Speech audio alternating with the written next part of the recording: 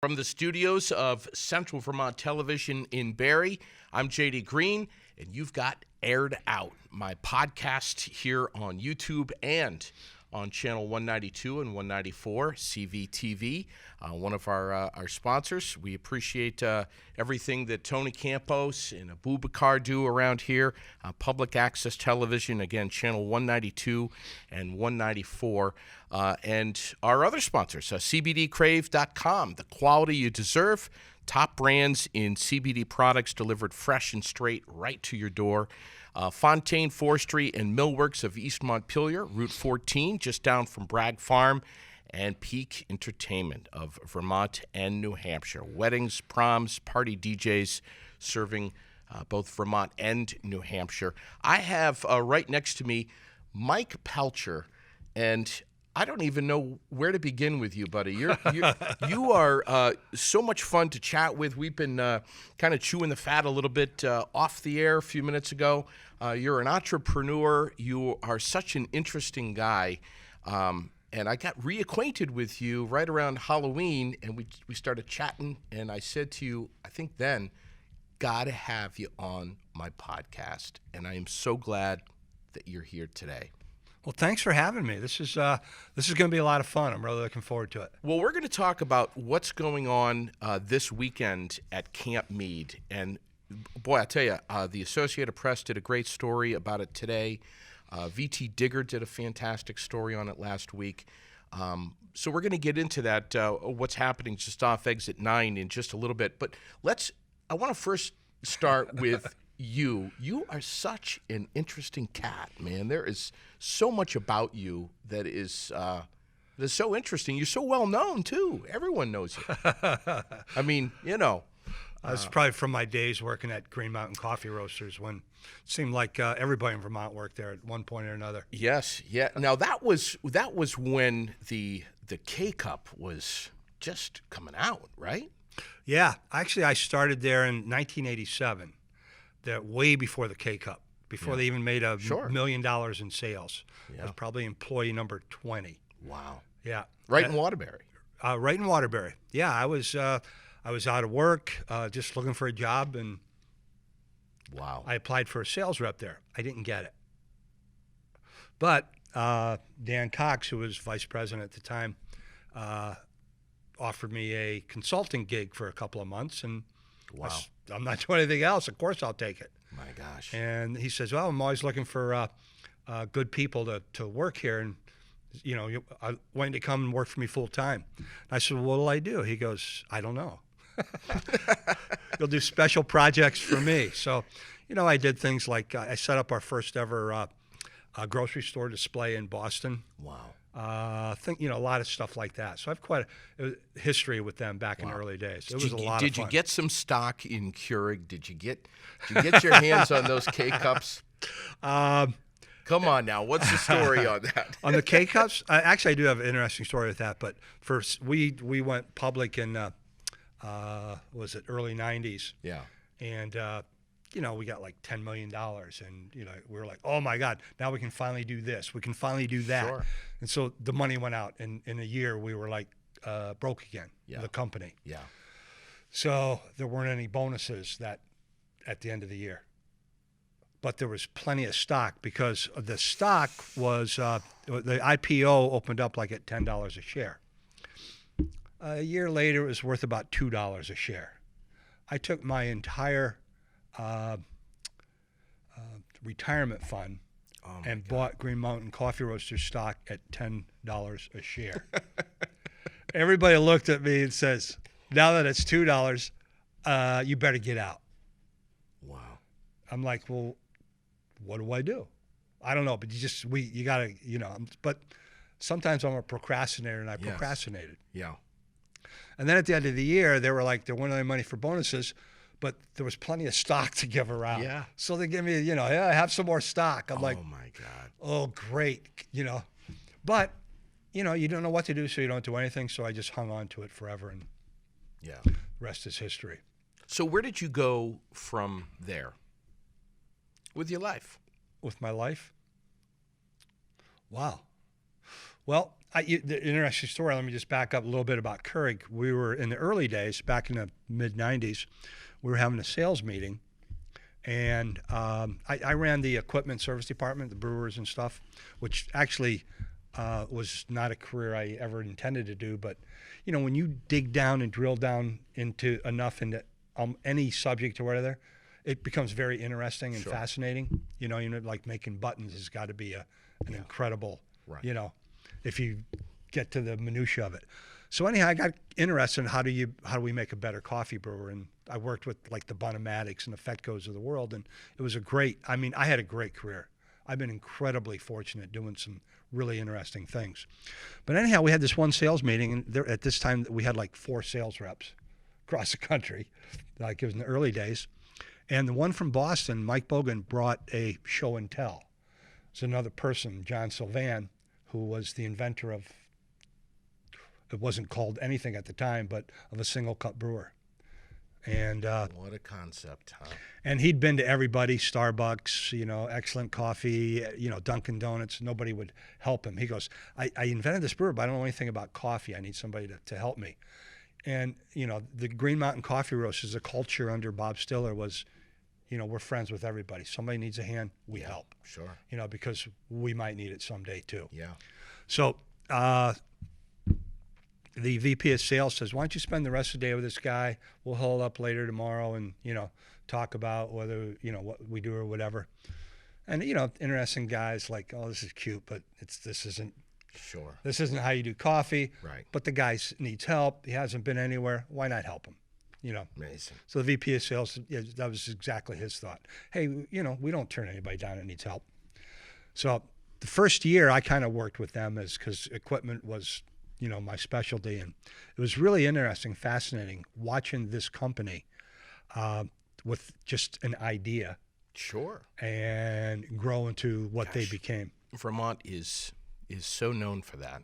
I mean, we're just the hub of ideas, man. I mean, my gosh. It really is. It's so creative and stuff. And I grew up in Ohio and fell in love with Vermont just from the day I moved here. So when did you retire? Okay, so I started Green Mountain Coffee Roasters before their first $1 million in sales, and I retired right after their first $1 billion. As we were growing, K-Cups were becoming more of the company's business and taking us to heights that we've never seen before. Yeah. You know, the culture starts to shift a little bit. Yeah. You know, I mean, it's just inevitable. You can't always have that same culture. Of course. And then Bob Stiller had, you know, kind of moved beyond the company and, you know, turned it over the reins to other people. I decided, and my department was being, you know, bought up by somebody else, another company. So I said, now's a good time for me to go. I was 59, and actually December 10th, 2000, I retired. Yeah. Wow. From, it was Green Mountain Coffee. I never worked for Keurig or for Keurig Dr. Pepper. Now, when did you do this this little motorcycle ride across the country for a couple of days? Oh, yeah. After I retired, the first thing I did was I built a house for my daughter, which was actually incredibly creative. You know, I love the design process. I love every day's of problem solving. You know, it was just amazing. I actually really liked it, you know, because it's so interesting and creative. And then you get to have this design on paper, and then you get to see it finished, you know? Yeah. But one of my bucket lists, we have a chalkboard, my wife and I, and, you know, our, you call it your bucket list, was to ride my motorcycle and do all of Route 66. Wow. So I think in 2014, I wound up trading my, had this little old Harley that every time I took it out, a part would fall off. So I said, well, let's take some of this stock money and buy a brand new big Harley. And so I bought it in 2014. And before it was broken in, I jumped on it and did all of Route 66 and just fell in love with the open road and kept going for 5 weeks. And Wow. 10,000 miles later, I came home. And your wife was waiting for you when you came home? No, I don't think she was there. She was out shopping or something. But she was still in your life, though. Oh, my God. I couldn't have done this without her. But what's interesting, again, it's like, I feel blessed with my life. I mean, totally charmed. And a lot of that has to do with my wife. Like when we were first married, the first 10 years, you look and say like, okay, well, I'd really like to have a motorcycle, but my wife doesn't like it. So I guess we can't do that. Or, I like to go to the mountains for vacation. She wants to go to the beach. Yeah. So I guess we go to the beach. It's like you feel you have to do what the other person does. Sure. Then, so I was feeling a little trapped and a little like, oh, it's kind of like, yeah, I'd really like to do this, but she doesn't like it. One day she goes, I'm going camping. I'm like, oh, where are we going? She goes, no. I said, I'm going camping. I'm like, wow. Okay. I said, okay, where are you going? She goes, no, I don't want to tell you. I said, well, why not? She goes, because I know you. You'll show up and surprise me. Yes. And she goes, all I want to do is sit and read, and you're like ADHD, and you want to go do something all the time. Yeah. She goes, I just want to go chill and relax. Yeah. I'll tell you when I get back. Is that when you went out and bought the Harley? Same day? No, but I was like, wow. It was an amazing experience realizing that we could each do what we really love and still be with the person we love. Sure. And not have to be concerned about only doing the things that they like. So she wasn't interested in sitting on the back of that Harley for all those miles in the pouring rain. No. And there were some of those. So let's fast forward to today, or even let's go back, be it a year or so. You teamed up with two other guys, Russ and Alan.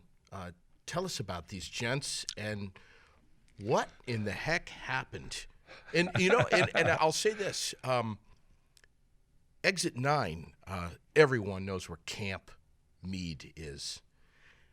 What happened to Camp Meade? I mean, it just kind of disappeared. It fell off the map. Literally, I have such fond memories of going there in the late 90s with my family to the World War II restaurant, diner type restaurant in there where you had a tray and you had the metal tray and like oh, plop a little like it was, shit on a shingle, exactly. like chipped beef on toast. Yes, it was so amazing. It was totally, the Sunday brunch was just a lot of fun. And then all of a sudden, it just kind of disappeared, and that's changing now. So what's the story of you and these two other compadres?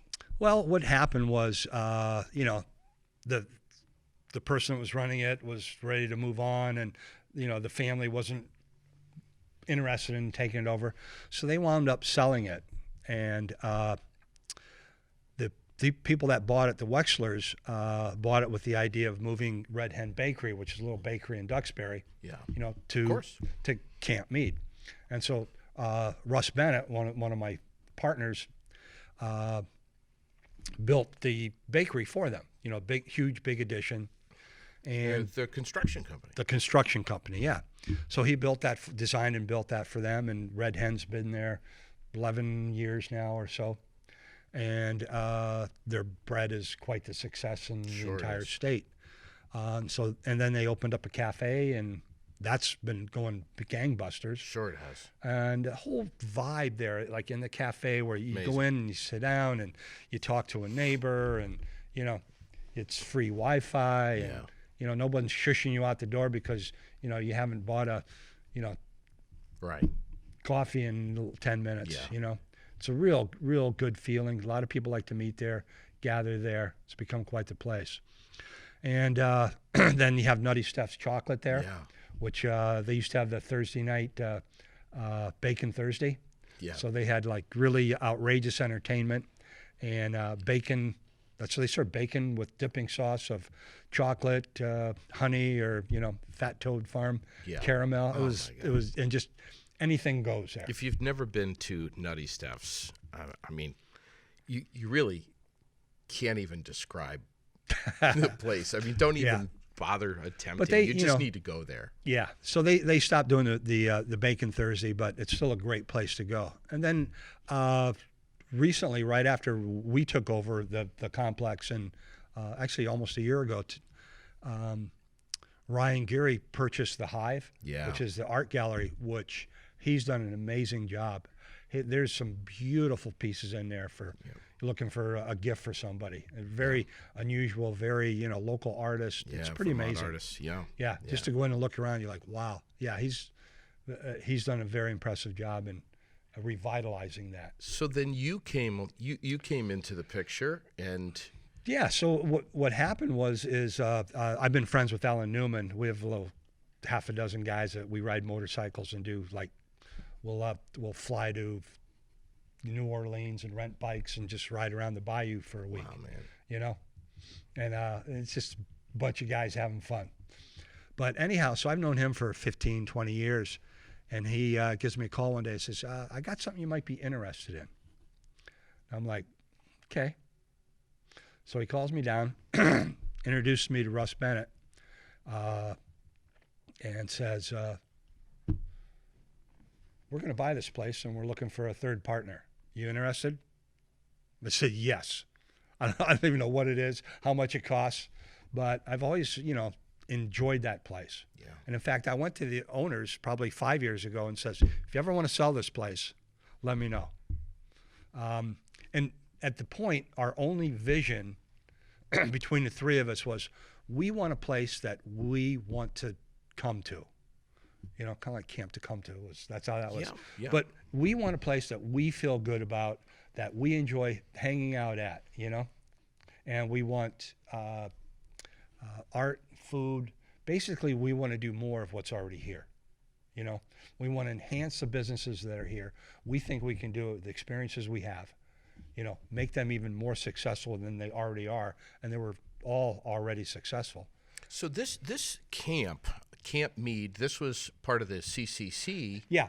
So what's a little bit of history on this? The this whole spot? thing is, this, back like to get out of the Depression, the FDR created the Civilian Conservation Corps, which was civilians working for the Army doing like road construction, building parks, roads, dams, So Camp Meade was a place where the Civilian Conservation Corps came, and they housed 119 civilians, but they gave them Army fatigues to wear.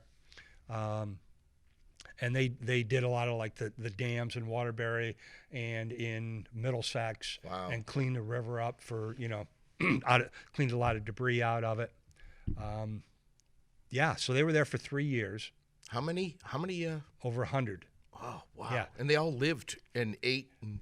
They lived in tents. We have some photos in our office there of some of the tents and where they lived. And they had one big like wooden structure, which was like the mess hall. Yeah. And that burnt down over the years. And all that's left is a stone chimney. Wow. Which of course is right there. Yeah. And that's our kind of a anchor point. Yeah. Yeah. And but the structures are still on the property. The structures. And you used to be able to come there and stay there. Not long ago, it was almost like a kind of a hotel. In the 50s, 60s, it was a motor court. That's exactly what it was. Amazing. So there were all these little cabins that you rented by the night or the week, and it was right on Route 2, which was the main corridor before I-89 was built. Yeah. Wow. They had the restaurant. They had a swimming pool, nice big yard play and swing set and the whole bit.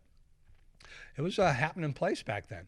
So the legacy of Camp Meade is something that is going to live on and not die, and that is so cool. Yeah, we renamed it back to Camp Meade, and we really appreciate this legacy. Yeah. We don't want to lose that going into the future. We want to. Well, this is history of Vermont. I mean, this is part of our heritage, and it's not going away thanks to you guys. It's not going away. We really want to enhance it. when we bought it, we we struggled with the name, and Camp Meade just seemed to be perfect. Well, I mean, everybody knows it. Everyone knows it as Camp Meade, and that ties a history in. The other thing, Civilian Conservation Corps, kind of the 3C. We saw that as what are our 3Cs? And our 3Cs are the community, creation, and collaboration. Very cool. So we want to be good stewards of the land. We want to be good neighbors. Yeah. But a quick side note on the Civilian Conservation Corps. My father grew up in a coal mine in western Pennsylvania, and he was growing up during the Depression. His dad worked in the mines and stuff. When the 3Cs, Civilian Conservation Corps, came out, you could send your kid off to that and work, and they sent all the money home. My father was one of those that, my grandfather was one that, whatever these kids can do to make me money. Right. So he sent my dad to go sign up. So my dad went, and lo and behold, an hour later, he's back home. My grandfather's, what? I thought you're joining the 3C. Send the money home. And my dad says, well, I'm not old enough. They wouldn't let me, get on the bus, so to speak. My grandfather pats me on the back, says, son, happy birthday. Now turn around and get your ass back on that bus. Oh, my gosh. So we went back. An hour later, it says, I'm 16 now. They said, okay, get on the bus. Oh, just like that. Wow. So where did he go? It's a funny story. He was like 15 years old. Yeah. He doesn't know. He was just on the bus. Funny. Wow. They lived in tents and did manual labor all day. And yeah. So the new Camp Meade on Route 2 is going to be something that is really going to be something here, especially going into 2019. You have some really exciting things on the horizon, and you had a couple little things going on that were not so well known, but now this coming weekend is kind of the kickoff to 2019, and it's you guys are really making everyone know where you are. Yeah. And what's going on over at Camp Meade. Yeah, well, that's, due to the creativity of, like, some of the people. Like, we wanted to do a winter event, and I says, well, I've never been to Burning Man out in Nevada. Yeah. I've always wanted to go. Maybe we could do, like, a Burning Man sculpture here. Sure. And so I call up a bunch of friends that have been there. Yeah. And I said, okay, we want to do some Burning Man style type of event here this winter. One of the guys says, oh yeah, and we should have, let's do s'mores, as a, what do we do for this event? I already signed up Circus de Fuego, fire dancers, so they'll be there. And we knew we wanted a big sculpture to burn. But somebody said, let's do s'mores. And Russ Bennett, who's, one of the partners, was like, well, let's do the world's largest s'more. And so it kind of evolved from there. And he's actually done this before. Like, he's the artistic director for, I think that's his title or whatever. I don't even know if they have titles, but he does a lot of the set design and stuff for, like, the Fish concerts. And wow. So he's kind of real used to putting these type of events on, but on a much larger scale. So he's kind of like got real excited, and now we're doing the world's largest s'more, called Guinness Book of Records, and as well the current record is a 5 foot by 5 foot. Well, that's 25 square feet. We want to do a 4 by 8. That's 32. Yeah. They said, we don't have time to get there, too short notice. To get the application in. The application. I said, well, we're doing it anyhow, so it'll be a lot of fun, and we'll have Oompa Loompas kind of serving it. And well, I think that's cool, but next year you're going to have to go even bigger. You realize that? Well, go big or go home. We might have to add an inch or two on, but so there's lots of interesting ideas here. We have basically a massive bonfire. Massive. Yeah, now. How big is massive? Massive, it's probably 20, 25 feet in diameter and at least that in height, and plus about a 10-foot ornament on the top. And these guys, that you hired have been over there working on this for weeks, putting this together in the cold. Yeah. I mean, really freezing their tails off, building this thing. Built a like a circular structure, and then we were going to put an addition on for Red Hen later or early next year, and the a bunch of fir trees that we had to take down. Yeah. We said, well, let's line it and make it look like a big bush or whatever, because we need something to burn anyhow. Yeah. But there's also a maze through it. Yeah. You walk it's right through it in a spiral. spiral, and you come out different door. Wow. Very creative. It's got to be tough for these guys to see it burn after all this work. But Yeah, I mean, but that's part of the thing is, Sure. that's the culmination. Sure. And luckily, I met with the Middlesex Volunteer Fire Department. Yeah. And we said, this is what we want to do. We, up front with everybody. Yeah. And they said, and we said, it's be kind of cool if you had a fire truck here. Yeah. They said, once they kind of got the concept, Yeah. they said, we're going to bring 2 fire trucks. Yeah, well, as soon as they saw Mike Pelchar's face, they said, "Oh man, this isn't going to be some 10-foot bonfire." But the thing is that excited about is like everything you do should have some cause. Yeah. And the Middlesex Volunteer Fire Department is having a real rough time getting new members. Sure. Everybody's getting older and nobody's doing that. So it's a way for them to get out in the community, No people doubt. to see what they do. They'll be in their their fire suits and promoting. They'll be selling hot dogs and coffee and hot chocolate. Wow. Maybe Wow. maybe a 50-50 raffle. Kind of a fundraiser. Yeah. But also more of like a, hey, we're your neighborhood fire department. Yeah. If you ever thought about volunteering, Community presence. the community presence. Yeah. And that's what we really like, is that community presence. So one of our presenting sponsors of Aired Out, the podcast here, which, by the way, thank you so much for tuning in, for watching, for listening. This is Mike Pelchar, who's with me from Camp Meade. One of our sponsors, Peak Entertainment, Newton Wells. He's going to be there spinning the tunes, a guy that you and I both know quite well. Yeah, the Newtster. Yeah. Yeah, And he'll man, do a great he does job. a hell of a job, always. Yeah. Yeah. So he'll be spinning the tunes. He'll be spinning the tunes. Circus de Fuego will be doing a fire show. The fire department will be on hand to make sure we don't burn the place down. Yeah. We'll be doing like this huge bonfire. We're going to have burning barrels like standing on the street in New York City. Yeah, wow. So you can stand around to warm up. We're going to have a couple of poofers. One guy's James coming up from Massachusetts with his poofer, which is a propane device. I've never seen one, but it shoots balls of flames in the air. Really? Yeah. I got to get one of these for when my my little girl comes home with her first boyfriend in a few years, so that I can so that I can show him this thing. Wow, But yeah, that's we've so got all kinds of cool, lights, man. and because it starts at 4:30, it's dark by that time. Yeah. So what would be really cool if you come in like Burning Man is like people in costume and anything they want, and lights, like throw your battery operated Christmas tree lights, wrap them around your body and come on and come lit. Be festive. Be festive. So exit 9, Exit 9. which is Middlesex. Of course, you can also get off at exit 10. Either way, Route 2 is going to take you right to Camp Meade. You absolutely cannot miss it. Where to park? Well, there's parking behind the Mud Studio, which is a pottery shop there. Yeah. There's parking on the other side of Red Hen, and we also purchased the property that Sally's second act is currently at. Across the street. Across the street. All right. So 4:30 is the start. 4:30 is the start. Break it down for us, the itinerary here. Okay, we're going to have Red Hen's also going to be serving hot soup and focaccia. Local Sweet may be serving some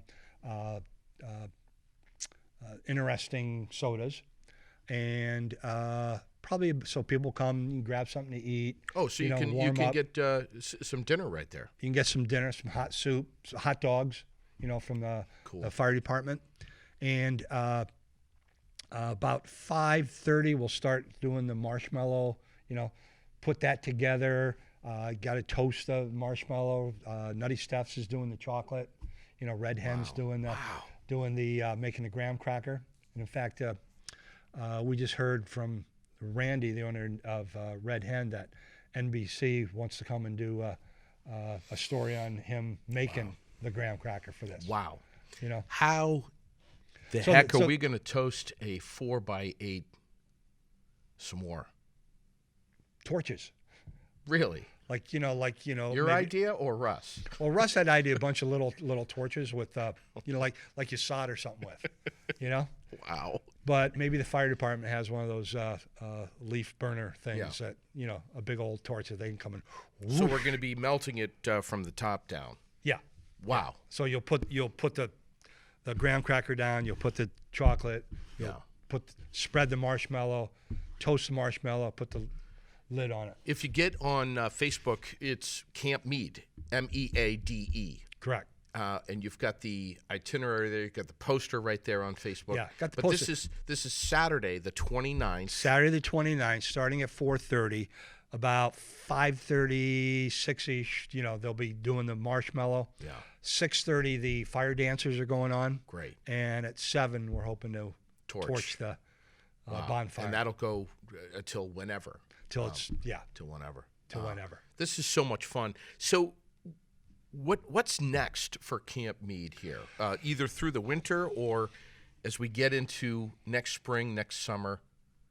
Well, this winter we're putting together a speaker series. Wow. Like mini TED Talks. Yeah. That's such the rave. And right now. I think we've got the 3 presenters. I'd like to do one a month this winter, and just putting that together now. But the first one will probably be John Cohen, and You were telling me about him. He's an interesting guy. He's the mad scientist, and he had a brilliant career at IBM, and he does these talks all over the world. Yeah, all over the world. TED Talk type things. And he's going to do. He has this great talk about what does he call it? The importance of play. And I'm like, okay. He goes, it's kind of geared for like the geeky engineer type that you are a finance person that needs this. And he talks about how it affected his life. And he's done this talk in 13 different countries, and he's got it pretty well. He'll be doing it right after ours to Southwest Airlines, and he's kind of known around the world. So maybe some TED Talk events. Yeah, we'll do one like Ellen Newman, one of the other third partner. He's the founder of Magic Hat, 7th generation. Wow. Helped found Garden Way. Those type of things. He's a serial entrepreneur, teaches classes at UVM and everywhere, and he's like starting up numerous businesses as we speak. And then so he'll do one on entrepreneurship. Wow. And then we're going to get Russ Bennett, my other partner, to do one on creativity. That's so cool. Because he's such a creative person, artistic. And watch the Facebook page for more information on this as it comes out, I would guess. Yeah. Oh, yeah. But that's all on the horizon. For this winter. Yeah. And then we're going to continue our last summer we started Sunday night food trucks and live music. What was that all about? Well, what was that called again? We call it Sunday night eat-ups at Camp Meade. Yeah. So it's like the thought was we were going to do it like Friday night fires because we had that fire thing. Yeah. But then we're competing with so many other Friday night events. We said, maybe Sunday, so people are done with the weekend. Right. But yet they don't want to have to cook. Yeah. Come down, chill out, grab a beer, eat off the food truck, listen to some music, and go home early. Oh, man. So we put a little playground out there. I got to tell you, it's become such a family-friendly place. Yeah. Like, you go to those places where you don't feel you have to keep your eyes on your kids, that it feels safe and they're going to not run off. Just let them have fun. In a safe environment. Yeah. And that's kind of like what we've created there. So the kids are in the playground or in the sprinkler because it was really hot last summer. And the parents are like chilling out, listening to some music. Yeah. Eating focaccia off one of the food trucks and maybe having a beer. And now you were telling me as we chatted a couple of weeks ago that you might have another idea for what's across the street. Oh, yes. Can we go public with that? Oh yeah, yeah. Well, we after we bought the place, like one of the issues is parking. So we checked into the business right across the street, which is Sally's Second Act, like a secondhand shop. You know, Monica Martell and her sister, you know, own and operate that, and they do a fantastic job. Everybody loves going there, just to say hi to the girls, if nothing else. But it's a really rundown building, and we've been doing a lot of environmental work, making sure it's safe and stuff for, you know, and it obviously needs to be rebuilt. So we've had it in mind that, you know, when Sally's their run's over, which probably be, you know, they were thinking of retiring in a few years. A burger beer joint would be kind of a cool thing to have there. So, like right now, the lights are off at 6, 7 o'clock, and Sure. it's kind of dead on that interstate. So we'd like to keep it exciting and lively. So we've always thought that would be a good location for it. And then we figured, well, you know, anything we build, as long as we're building, we might as well add a second floor because, you know, do something with it at some point. This sounds like Pelch right here. So then we met, you know, we started reading a little bit more about all earth rails. Yeah. Like David Blittersdorf, he wants to do a commuter rail from Barry to St. Albans and stop at every little community and town along the way. So we met with him and says, we'd like to build the Middlesex train station. Wow. The train is right behind the old gas station. We would do 2 stories, ramp out to the tracks, have an elevator, you know, and then a shop there or whatever, parking, you know. But can you imagine, like, you jump in, and his rail cars they hold about 100 people. Each one's self-driving. Yeah. Goes both ways. And they want to do, his whole idea is get cars off the road. Yeah. You know? But can you imagine, like, you know, You live up in St. Albans or Burlington. You like, who doesn't like to go to Waterbury for a beer and a burger in Sure. you know, the food and beer mecca of Vermont Yeah. and New England? It's like, yeah. Or it's like, wouldn't it be fun to go, like, for me, I live in Middlesex, hop on the train and go into Montpelier for dinner. Wow. Take it back. So cool. It would be so cool. So cool. It's just, it would be a really fun thing for tourists and commuters alike. Yeah. What about some concerts? Do you guys ever talk about that? Yeah, we have. We actually built a really nice stage out back. I think you saw it. Yeah. Pretty big stage. Sure. And we'll have the capacity of the place is 300, 400, 500 people. You know. Yeah. But we'll. So how big of a concert might Sure. be, you know, the issue. So we want to keep it manageable. I'm wearing my Chad Hollister sweatshirt. I'm just saying. He's fantastic. We'd love to have him come down there for I'm sure he will. a Sunday night eat up because we have live music, food trucks, you know, beer, wine, and it's been really, really family friendly. You know, it's been really fun to see that wholesome community. You know, and that's what we're all about. It's like the space out back. You know, we hauled out 3, 4 30-yard dumpsters of garbage from out back because no one was using it, so they didn't really need to take care of it. But, you know, we've cleaned it up a lot, put a lot of elbow grease into it, and we want that to be, we would love that to be, like, considered the town green. Yeah. You know, to just come and hang out. And Destination point. Destination. So it's like for lunch, say, let's go down and grab a sandwich at Red Hen and some dessert at Nutty Steph's and, you know, sit out back on a picnic table and, of course, you know, have lunch and see what's at the Hive or at the Mud Studio or go over and check out the crickets at Flourish Farm, which just moved in. Sure. You know, or see what's at Sally's Second Act. Wow.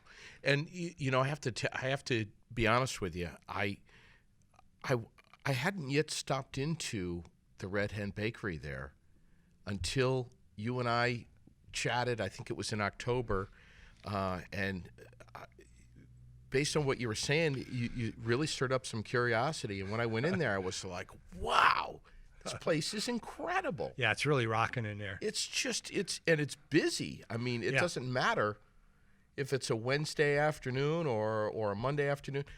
There are so many people in there. It is, and the vibe is fantastic. The vibe's great. In fact, my daughter was there Saturday, and she mentioned the same things. Like, I met a friend down there, as we wanted to discuss or whatever. She goes, the vibe just felt so good. Yeah, so cool. So nice. Everybody's there kind of like working and, respectful and. Right.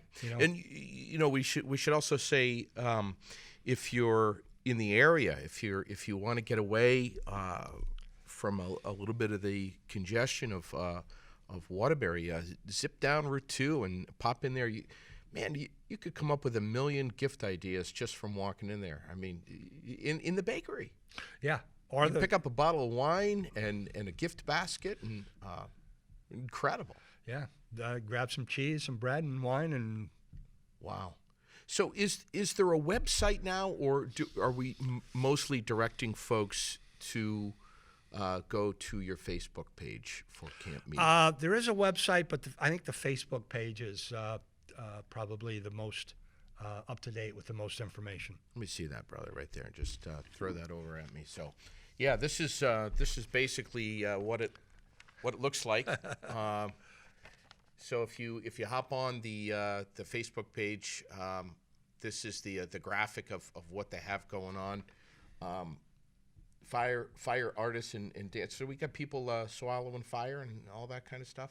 And spitting it out. Where did you find them, and how did you get them? It's kind of weird, but I was Cleary Stone in Richmond. I built a couple of patios, stone patios, and went there, and they're just a really nice family and chatting it up. And there was they had a picture book out on the counter, and I saw like a fire breather, and I'm like, what? I said, oh my God, I love that, because I had a party for my 60th birthday and I retired, and one thing I did was I bought a fire hula hoop. But I got two chickens to light it up. So whatever happened? So I still got it hanging. It's almost been hanging there for 8 years and never been torched. But I don't think I can compete with Circus de Fuego and do my fire hula hoop. But I'll do it someday. Wow. But so anyhow, I saw this. I said, oh, we got to get them to Camp Meade Sunday night eat-ups. And so the guy introduced me, gave me the contact, because it's one of the sons of the owner of that Cleary Stone. So I went, and the guy's like, Chris Cleary is just an amazing artist, kind of the steampunk way. Yeah. And he lives in Jericho, and oh my God, I was blown away. I said, this is incredible. I love this stuff. The amount of talent in this state is, especially if you get if you look in the cracks and corners, kind of shake out what's hidden in the hills. It's unbelievable. It totally is. And you don't know about it unless you come out to an event like this. So another thing we did, actually we didn't do it, but we kind of hosted it. I forget what it's called. They had like a little maker fair. Yeah, maker fairs are at Camp Meade. So popular now. And what it was a couple of people. One of them was Ryan at the Hive, and another one, Susan, a local resident, put together this event where everybody in Middlesex, or and friends of Middlesex, come on down and show off your wares. Yeah. But we're not just looking for people that make and sell stuff. Yeah. We're looking for people that maybe make and don't sell it. Right. Like you can the best pickles that everybody raises. Sure. Come on down and sample them out. Do you have a quilt from great grandma that you're really proud of? Wow. Come on down and show it off. Wow. And we even got there's every small town has several local excavators. One guy did a film thing of all the local excavators, and so they were like, "This is what I do. Here's some of my work." It was absolutely incredible. Wow! It was so much fun. So, and there must have been 40 different people there. One guy built a canoe and brought it in. Another guy had an old car that he restored. It was there. What other businesses are you hoping to? I know there's been a press release out, and The news has picked this up, VT Digger and of course the Associated Press. But what other businesses are you hoping that might get involved, either directly or indirectly, with Camp Meade in the future? Well, we would love to have businesses that complement the current businesses that are already there. And to attract those, what we want to do is we're doing these events, to bring people and visibility and excitement and energy to it. So our goal is that we create enough of a place that people want to be at, that the businesses now want to be there as well. But a type of companion business that I see that would be fabulous is a cheesemaker. Maybe a winemaker, we don't really see a brewery, but maybe a small brew pub, where you maybe do a 1-barrel brew and that's it or whatever, but not a huge operation. This is Mike Pelchar that we're chatting with from Camp Meade, one of the new owners with 2 other partners, which is such a historical place on Route 2 in Middlesex. I'm so thrilled to hear that you guys, you and Russ and Alan have taken ownership, and you're turning it into something that is so dialed into just a great stop-off point for the community to come together, socialize, have fun, That's and it. spread the word. I mean, we both know that there's nothing more powerful than word of mouth. Saturday is going to be a day not to miss, starting at 4:30. Possibly the world's biggest s'more is going to be cooked up. Free to get into, free to do S'mores free? The s'more's free. Yeah. There'll be plenty for everybody. Plenty for me? Plenty for you. Are you sure about that? Well, we got 32 square feet of s'more, so 32 square feet. yeah, 4 by 8. You guys are just doing some really interesting stuff with Camp Meade, and I'm so excited to hear what's on the horizon. But Camp Meade on Facebook, that's MEADE. I want to know what kind of conversation your wife has with her girlfriends over the last couple of weeks, over the last month and a half that you haven't been around. Is she on the phone on a Friday night saying, yeah, Mike's down building his bonfires still. Yeah, he's building bonfires and making s'mores. You got to come up here and rescue me. Help me. I got to tell you, the other day I was sitting and thinking, sometimes, you think about other relationships and stuff, and I am just so thankful that she puts up with you. That she this understands one works. you. She understands your passion. Yeah, and she runs with it, and it's like, we have such a phenomenal relationship, and it really happened when, she says, I love you, but I don't have to do everything with you. Sure. My God, it was like great. Like one time, Yeah. like we go camping in Maine a lot. We have some really great friends, have a campground, and she usually goes a day or two early and sets everything up. Not a bad deal. Because when I would go with her to try to set it up, Oh, jeez. she would set up a lawn chair, open a beer. She says, you sit here. I goes, well, no, I'm going to help. She goes, no, it's much easier when you're not helping. You think you're helping, but you're really just in my way. But I remember a couple of years ago, so now what we do is then, she'll go and then I'll ride my motorcycle. Yeah. It's like 400 miles one way. Beautiful ride. So I got there like on a Sunday night, you rode up there that day. By Monday noon, I was bored. Because I got to be doing something. So I said, I'm going to go for a motorcycle ride. I went to Nova Scotia. I came back 5 days later. I love it. And you know what? I love it. She says, oh, that's Man, How was it? that's so cool. You know, and she's like totally supportive of that, which is way cool. So she'll be there Saturday during the She'll the be whole there. event. Oh, yeah. I hope to meet her. She sounds like a one of a kind. Yeah, she really is. I wouldn't be where I am today without her. That's for sure. You know, there's I just got to say kudos to you guys for creating something that the family can go to.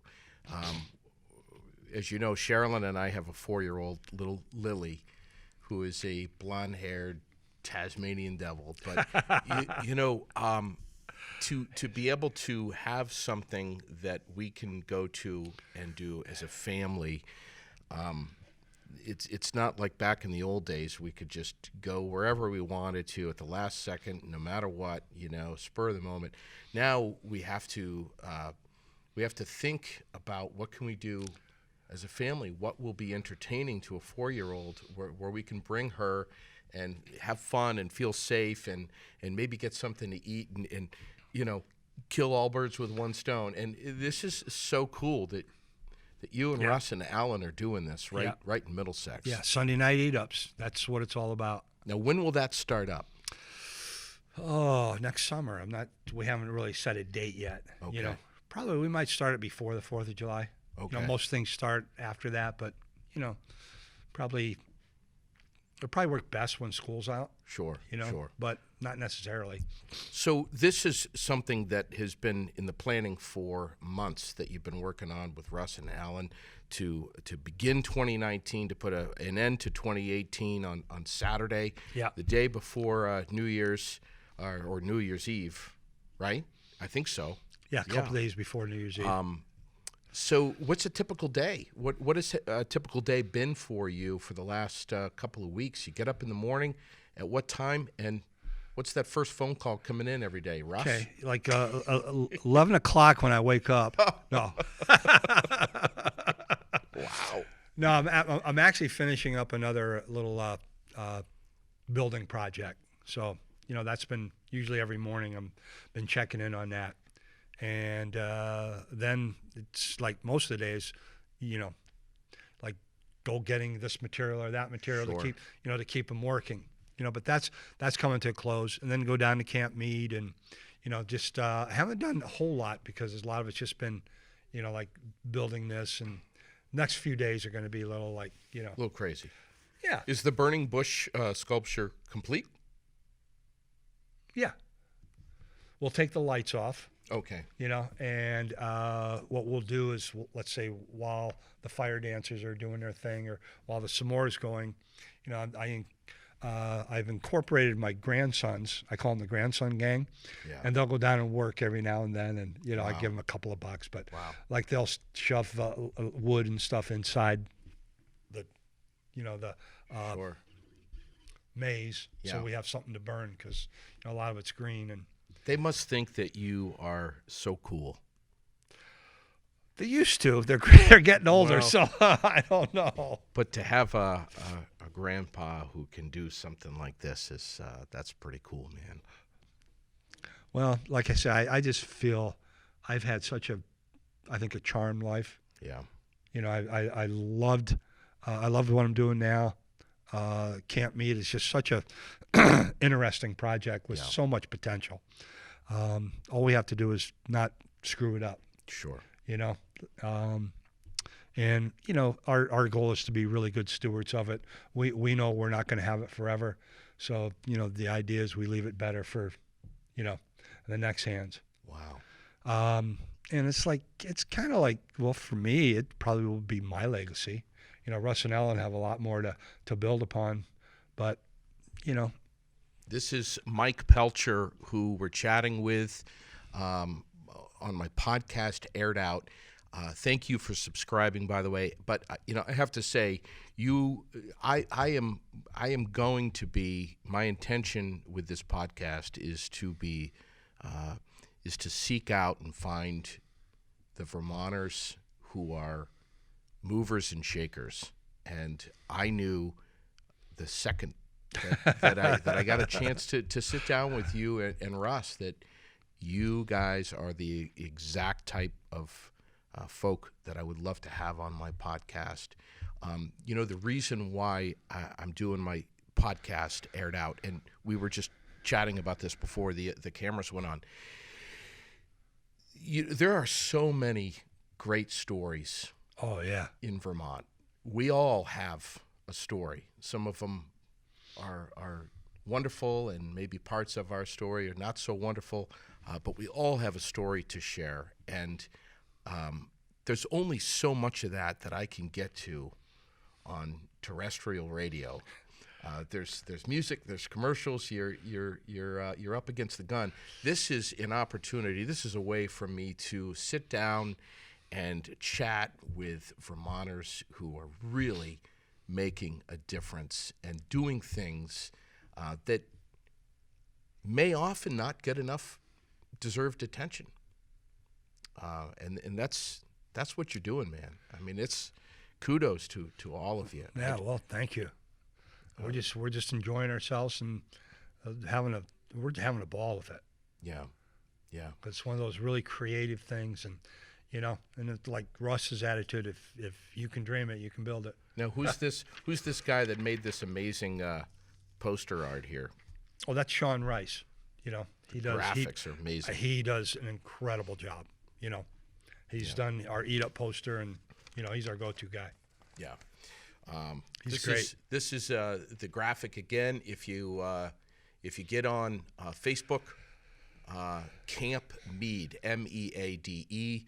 This event is going on Saturday to finish up the year, and it's going to be a lot of fun. It's free to get in, free parking.